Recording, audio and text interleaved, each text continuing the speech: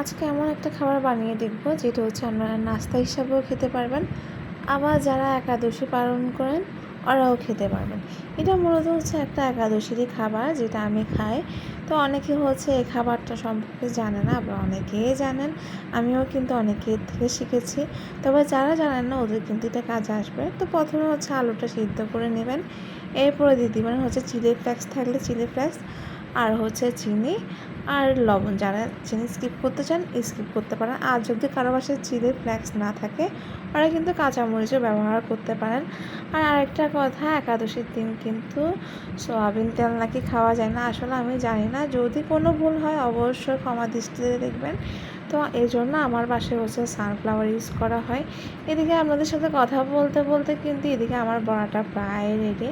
আর এই বড়াটা খেতে কিন্তু অনেক বেশি ভালো লাগে। যেহেতু উপবাসের দিন ফল টল তেমন একটা খেতে ইচ্ছা করে না, সবসময় বলে না খালি পেটে জল আর ভরা পেটে ফল। আসলে কথাটা সত্যি, খালি পেটে হচ্ছে যে ফল খেতে ইচ্ছে করে না, আমার করে না, অন্যদের কী করে আমি জানি না।